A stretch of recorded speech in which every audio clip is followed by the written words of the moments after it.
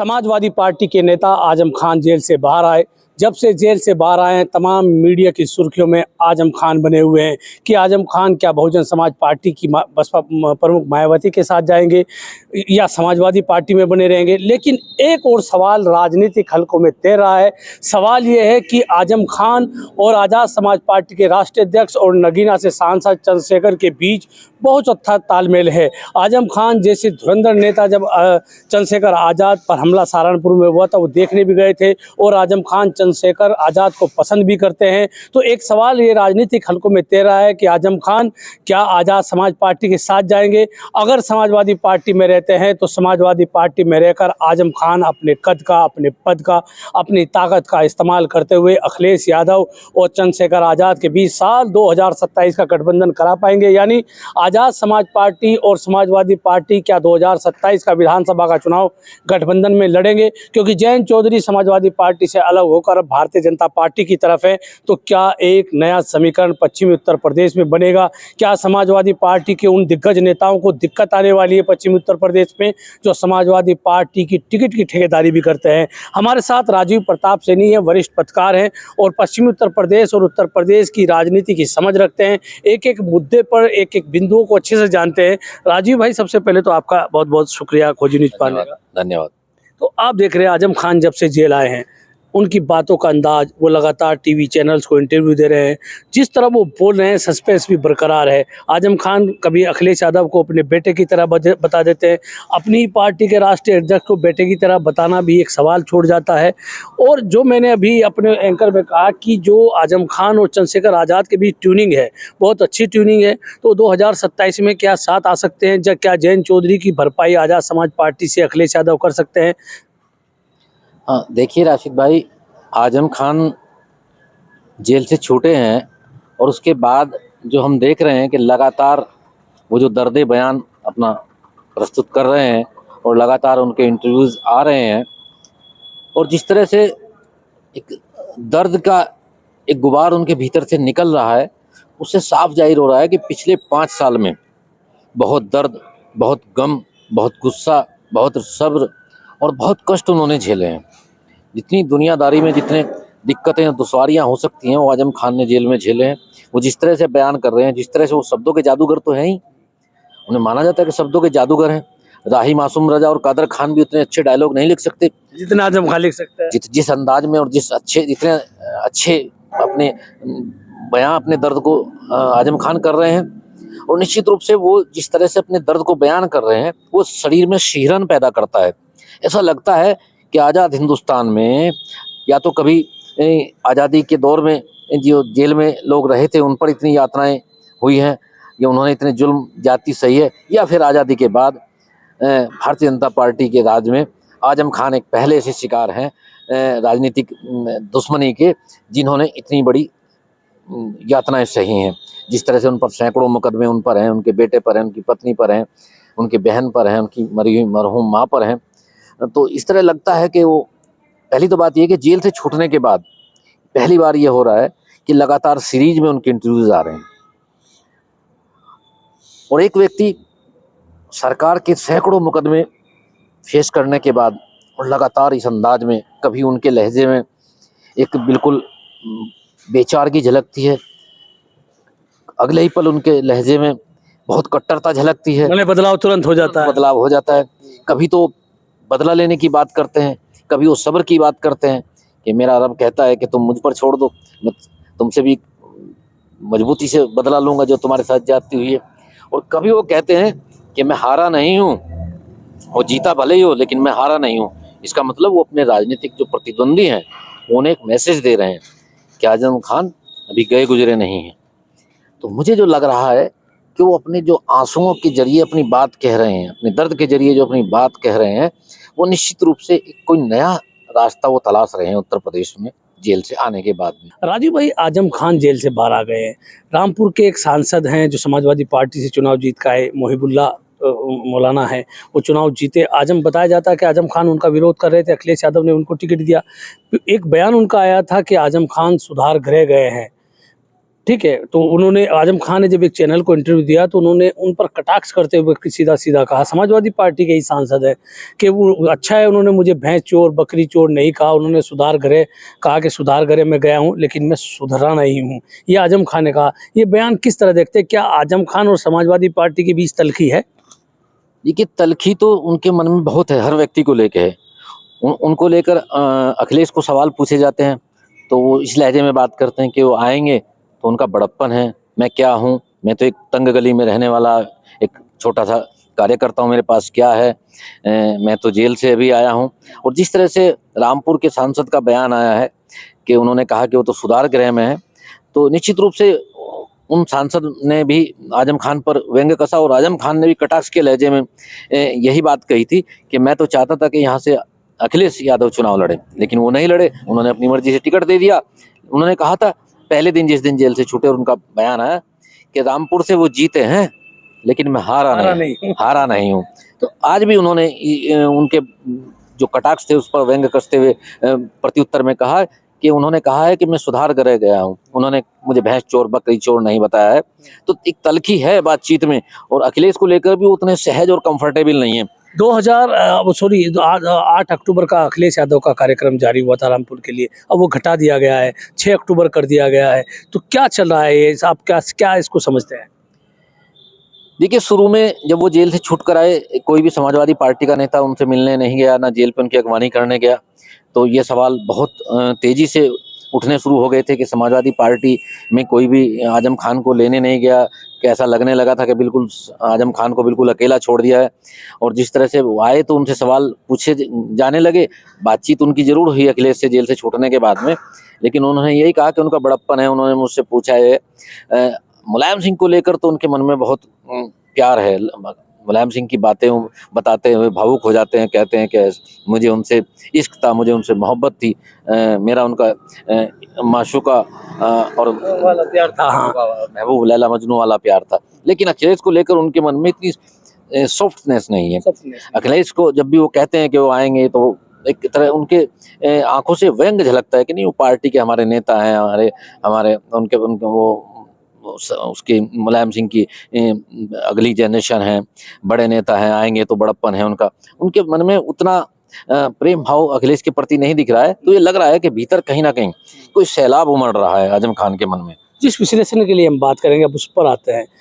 चंद्रशेखर आज़ाद समाज पार्टी के राष्ट्रीय अध्यक्ष भी हैं और वो नगीना से सांसद हैं। 2024 के लोकसभा चुनाव में लग रहा था कि अखिलेश यादव और चंद्रशेखर के बीच गठबंधन हो जाएगा, नहीं हुआ। कहीं ना कहीं राजनीतिक हलकों में ये भी चर्चा है कि अखिलेश यादव जिस तरह जयंत चौधरी पश्चिमी उत्तर प्रदेश में उन पर दबाव बनाते थे, अखिलेश यादव को लगता है क्योंकि जाटों से ज़्यादा आबादी दलितों की पूरे उत्तर प्रदेश में है, पश्चिम उत्तर प्रदेश में हर सीट पर लगभग ज़्यादा है, तो अखिलेश यादव को लगता है कि चंद्रशेखर को अगर साथ जोड़ेंगे मजबूत होगा तो कहीं ना कहीं समाजवादी पार्टी को नुकसान होगा। लेकिन अब आजम खान आ गए हैं। आजम खान और चंद्रशेखर के बीच रिश्ता जग जाहिर है। जब चंद्रशेखर आज़ाद पर हमला हुआ था सहारनपुर में, आजम खान मिलने गए थे। चंद्रशेखर भी जेल में मिलने की कई बार कोशिश की, मिल के भी आए। उनके बेटे अब्दुल्ला से भी मिले। आजम खान को लेकर लगातार चंद्रशेखर भाषण देते हैं। तो अगर चंद्रशेखर आजम खान क्या अखिलेश यादव पर दबाव बनाएंगे कि चंद्रशेखर के साथ आज़ाद समाज पार्टी के पास गठबंधन करे समाजवादी पार्टी अखिलेश यादव? देखिए, अपने पिछले 5-6 दिन के जो उनके बयानात हैं उसके आधार पर आजम खान पहला तो समाजवादी पार्टी में अपना वजन टटोल रहे हैं और इसी कारण से अखिलेश का दौरा 2 दिन पहले आ गया है, क्योंकि अखिलेश को लग रहा है कि कहीं अंदर खाने उथल पुथल है और कोई ऐसी घोषणा आजम खान न कर दें जिससे समाजवादी पार्टी को बड़ा नुकसान हो जाए। इसलिए अखिलेश यादव जो है उस चीज़ को मैनेज करने के लिए जल्दी में वहाँ जा रहे हैं। 2 दिन पहले जो जानकारी मिली है आजम खान से मिलने जा रहे हैं। तो आजम खान आपको लगता है कि अखिलेश यादव और चंद्रशेखर में गठबंधन करा सकते हैं? ये शर्त आजम खान रख सकते हैं अखिलेश यादव के सामने कि भाई ठीक है आप चंद्रशेखर को जोड़िए, खाली अकेले पश्चिम में मुस्लिम के बलबूते चुनाव नहीं जीता जा सकता, यादव वोटर भी नहीं है, तो एक दलित समाज का बड़ा तबका अगर चंद्रशेखर को जोड़ेंगे तो जुड़ सकता है? देखिए, आपका जो प्रश्न है उसके 2 उत्तर हैं। चंद्रशेखर से जहाँ तक गठबंधन कराने की बात है, अगर आजम खान रहे समाजवादी पार्टी में तो वो कोशिश करेंगे कि पश्चिम उत्तर प्रदेश में जो समाजवादी पार्टी का जनाधार कम है, यादव वोट नहीं है। आगरा से सहारनपुर तक जिस तरह प्लस में करने के लिए समाजवादी पार्टी के पास मुस्लिम के अलावा वोट बैंक नहीं है, तो वो कोशिश करेंगे कि कोई ऐसा नेता समाजवादी पार्टी के साथ जुड़े जिससे समाजवादी पार्टी का जनाधार बढ़े। और पश्चिम उत्तर प्रदेश में जो एक नुकसान हुआ है जयंत चौधरी के जाने के बाद में, उसकी भरपाई हो, उस डेंट को पूरा किया जा सके, क्योंकि जयंत के जाने के बाद में 6-7 जिलों में काफ़ी नुकसान हुआ है समाजवादी पार्टी को। तो एक तो प्रयास ये रहेगा, और उनके पुराने संबंध भी हैं चंद्रशेखर से, चंद्रशेखर के प्रति उनकी सहानुभूति भी है, चंद्रशेखर से वो मिलने भी गए। तो अगर चंद्रशेखर का आज़ाद समाज पार्टी का और आजम खान समाजवादी पार्टी में गठबंधन करा देते हैं, तो सहारनपुर, मुजफ्फरनगर, मेरठ, बागपत, बिजनौर, इन जिलों का राजनीतिक समीकरण जरूर बदलेगा। जो समाजवादी पार्टी में अभी से बड़े नेता अपने आप को मान रहे हैं, बड़े नेता हैं भी, वो टिकटों का बंटवारा जिस तरह से कर रहे हैं, टिकट बट रहे हैं समाजवादी पार्टी में 2027 के। आजम खान के आने से आज़ाद समाज पार्टी के गठबंधन से 2 सवाल मेरे यहाँ होंगे। पहला यह कि जब आजम खान आ गए तो जो दिग्गज नेता अपने आप को पश्चिमी उत्तर प्रदेश में मान रहे हैं, टिकट बांट रहे हैं, तो आजम खान ऐसा तो है नहीं पश्चिमी उत्तर प्रदेश में टिकट के बंटवारे में अहम भूमिका रखेंगे, तो ऐसे मुजफ्फरनगर, शामली, सहारनपुर, बिजनौर के नेताओं को दिक्कत आएगी। देखिए, आपके सवाल का जवाब अधूरा रह गया था, मैं पहले तो उसको पूरा कर देता हूँ। चंद्रशेखर से गठबंधन की बात जहाँ तक है, उनके प्रति उनकी मोहब्बत है, वो मिलने गए, उनसे पुराने संबंध है, चंद्रशेखर के प्रति उनकी मन में सहानुभूति रही है। प्रयास करेंगे कि चंद्रशेखर का गठबंधन वो समाजवादी पार्टी के साथ कराएं।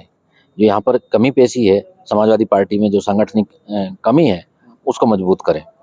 अगर ऐसा नहीं होता है और आजम खान भविष्य में, आने वाले महीनों में, आने वाले सालों में अकेले चंद्रशेखर के साथ मिलते हैं, क्योंकि मायावती के साथ तो मिलने की बात को उन्होंने पूरी तरह से नकार दिया है। अब केवल 2 विकल्प बचे हैं, कांग्रेस और पश्चिम उत्तर प्रदेश में चंद्रशेखर। पश्चिम उत्तर प्रदेश में चंद्रशेखर और आजम खान मिलकर एक बड़ी ताकत बन सकते हैं। चंद्रशेखर के पास भी अपना कई जिलों में वोट बैंक है। ये और देखना है कि आजम खान के आंसुओं के सैलाब में कितने मुसलमान बहते हैं, उनके साथ आते हैं। मैं ये भी कह रहा हूँ कि जो समाजवादी पार्टी और आज़ाद समाज पार्टी का अगर गठबंधन हुआ, तो उसमें जो इस इलाके के बड़े नेता हैं, टिकट के बंटवारे अपने अपने हिसाब से कर रहे हैं, तो उनके टिकट बंटवारे पर तो कुछ अंकुश लगेगा। आजम खान ऐसे टिकट बंटवारा तो होने नहीं देंगे। ये अगर समाजवादी पार्टी में ही रहे आजम खान, तो एक बड़ी ताकत बन के रहेंगे, इसमें तो कोई दो राय नहीं। अखिलेश के बाद फिर नंबर 2 की हैसियत में रहेंगे। और पश्चिम उत्तर प्रदेश में तो आप ये मानिएगा कि पूरा रामपुर, संभल, मुरादाबाद, पश्चिम उत्तर प्रदेश पूरा देख लीजिएगा, जहाँ जहाँ तक भी नज़र दौड़ाएंगे आजम खान की तूती चहकेगी। तो आजम खान के जेल से आने से कुछ नेताओं को, जो इस इलाके के नेता अपने आप को छत्रम मान रहे हैं समाजवादी पार्टी का, उन्हें दिक्कतें तो होंगी। निश्चित रूप से आजम खान के सामने तो उनका वजूद कुछ है नहीं। आजम खान बड़े नेता हैं, कद्दावर नेता है, और अगर आजम खान किसी बात को कहेंगे तो मुझे लगता नहीं है कि जिस तरह से वो जिस गति से चल रहे हैं कि अखिलेश यादव उनकी बात को नकार देंगे या उनकी बात को अनसुना कर देंगे या उस बात को हल्के में लेंगे। तो अगर आज़ाद समाज पार्टी से गठबंधन हो जाता है, तो समाजवादी पार्टी, जाहिर सी बात है, सीटों का बंटवारा भी उसी हिसाब से होगा, तो समाजवादी पार्टी के बहुत सारे टिकटार्थियों को मायूस होना पड़ेगा। हाँ, निश्चित रूप से अगर चंद्रशेखर की पार्टी के साथ में, आज़ाद समाज पार्टी के साथ में गठबंधन होता है, तो कुछ सीटें तो चंद्रशेखर को देनी ही पड़ेंगी। और उसी स्थिति में बहुत सारे नेता तो अपना रसातल में चले जाएंगे, जो टिकट आरती हैं और टिकटॉक के सपने देख रहे हैं। आजाद की भी अगर हम बात करें तो सहारनपुर, मुजफ्फरनगर, बिजनौर, तो ये 3 जिले ही चंद्रशेखर आजाद का एक दायरा, क्योंकि नगीना से वो सांसद है, सहारनपुर के रहने वाले हैं। मीरापुर में उन्होंने मुजफ्फरनगर की मीरापुर सीट पर उपचुनाव में अपना प्रत्याशी लड़ाया, वो 22-23 हज़ार वोट लेके गया। तो कहीं ना कहीं चंद्रशेखर का फोकस ज्यादा ना होकर इन 3 जिलों पर तो रहेगा। हाँ, चंद्रशेखर का फोकस ही नहीं पश्चिम उत्तर प्रदेश के 3-4 जिलों पर रहेगा, शामली, मुजफ्फरनगर, सहारनपुर, मुरादाबाद और बिजनौर। तो चौकन्ना हो जाना चाहिए समाजवादी पार्टी को, नेताओं को, कि भाई आज़ाद से अगर गठबंधन हुआ, आजम खान जेल से बाहर आ गए, अगर चंद्रशेखर आज़ाद से गठबंधन हुआ तो उनकी सीटों पर भी संकट गहरा सकता है। हाँ, उन्हें पैनी निगाह रखनी चाहिए। अगर उन्हें लगता है कि गठबंधन हो गया है, तो फिर जो समझदार है वो समझ ही जाएंगे कि वो तो उनका तो नाम लिस्ट में से कट चुका है। भले इन 3 जिलों के नेताओं को सतर्क हो जाना चाहिए, जो टिकट बांट रहे हैं, जो टिकट मांग रहे हैं, कि अगर चंद्रशेखर से गठबंधन होगा तो गड़बड़ हो सकती है। नहीं, देखिए, टिकट बांटने की तो हैसियत में कोई है नहीं यहाँ पश्चिम उत्तर प्रदेश में। कई लोग बांट रहे हैं, नहीं, वो संभव हो सकते हैं लेकिन बांटने की हैसियत में नहीं है। अखिलेश यादव आज की तारीख में वन मैन शो हैं और पार्टी के नेता हैं, और सलाह अपनी पार्टी के कार्यकर्ताओं नेताओं की मान सकते हैं, लेकिन कोई ये दावा करे कि वो टिकट बांट रहा है, ये तो अतिशयोक्ति लगता है। लेकिन अगर गठबंधन हुआ तो फिर निश्चित रूप से दिक्कत तो बहुत लोगों को आएगी। लेकिन इस दिक्कत का आखिरी सवाल है, आज़ाद समाज पार्टी और समाजवादी पार्टी में अगर गठबंधन होता है तो इन 4, 5, 6 जिलों में पश्चिमी उत्तर प्रदेश में एक नया समीकरण बनेगा, क्या देखते हैं आप? हाँ, अगर ये समीकरण बनता है तो ये एक मजबूत समीकरण होगा, और समाजवादी पार्टी के पास हर जिले में चंद्रशेखर के माध्यम से एक वोट बैंक होगा। वो चाहे छोटा हो, कहीं बड़ा हो सकता है, कहीं छोटा होगा, लेकिन जुड़ेगा। एक बिरादरी समाजवादी पार्टी के साथ जुड़ेगी और उसका निश्चित रूप से फायदा होगा, क्योंकि जिस तरह से दलित वोट बैंक कुछ मायावती से छिटक कर बीजेपी की तरफ जा रहा है, अगर उसी रेसो में समाजवादी पार्टी की तरफ आया तो कम से कम हिसाब तो बराबर रहेगा। एक सवाल और आ गया ज़हन में अभी कि जिन लोगों को समाजवादी पार्टी से टिकट मिलने के चांस खत्म हो जाएंगे कि यार गठबंधन हो गया, तो वो कहीं आज पाला बदलेंगे, आज़ाद समाज पार्टी की तरफ भी जा सकते हैं। हाँ, पाला बदलने वालों के लिए तो कोई दिक्कत ही नहीं होती, तो कहीं भी जा सकते हैं। आज़ाद समाज पार्टी में चले जाएंगे या घूम फिर के फिर कहीं से लोकदल में चले जाएं। तो नेताओं का तो कुछ इस तरह का चरित्र होता नहीं, दल बदल करने वालों के लिए कोई दिक्कत नहीं होती है। वो तो 6 महीने पहले पुराण पढ़नी शुरू कर देते हैं और उसी तरह से स्तुति वंदन करना शुरू कर देते हैं, और 6 महीने बाद कहते हैं कि साहब देखिए मेरी तो धारणा बदल गई है, ये पार्टी जो है राष्ट्र निर्माण में लगी है, मैं तो इसी के साथ रहूंगा, और वो पुरानी पार्टी तो बड़ी खराब थी साहब। तो ये थे राजीव प्रताप सैनी, जिनसे हमने बातचीत की और ये समझने की कोशिश की कि आजम खान के जेल से बाहर आने के बाद क्या आज़ाद समाज पार्टी और समाजवादी पार्टी में गठबंधन हो सकता है। अगर दोनों के बीच गठबंधन होगा तो पश्चिमी उत्तर प्रदेश का राजनीतिक समीकरण क्या होगा, और खासकर 3 जिले, जैसा मैंने अभी राजीव प्रताप सैनी से कहा था कि नगीना से वो सांसद है तो बिजनौर जिला, सहारनपुर के वो रहने वाले हैं सहारनपुर जिला, और मीरापुर विधानसभा सीट जो मुजफ्फरनगर थी वहाँ से चुनाव लड़ाया था जाहिद हसन को, हालांकि बेहद कमज़ोर प्रत्याशी थे, उसके बावजूद 20-22 हज़ार वोट वो लेकर गए। तो कहीं ना कहीं इन 3 जिलों पर आज़ाद समाज पार्टी के राष्ट्रीय अध्यक्ष चंद्रशेखर का फोकस होगा। तो क्या समाजवादी पार्टी के उन नेताओं के सामने एक दिक्कत और आने वाली है कि अगर आज़ाद समाज पार्टी से गठबंधन हुआ और सीटें बंटवारे में आज़ाद समाज पार्टी की तरफ गई तो जिस सीट पर वो दावा कर रहे हैं उनका क्या होगा। मैं राशिद अली हूँ और आप हमारा चैनल खोजी न्यूज़ देख रहे हैं। आपसे अनुरोध है कि आपने अगर अभी तक खोजी न्यूज़ चैनल को सब्सक्राइब नहीं किया है तो कृपया सब्सक्राइब कर लें। कमेंट बॉक्स में कमेंट करके जरूर बताइएगा आपको हमारी वीडियो कैसी लगी। धन्यवाद।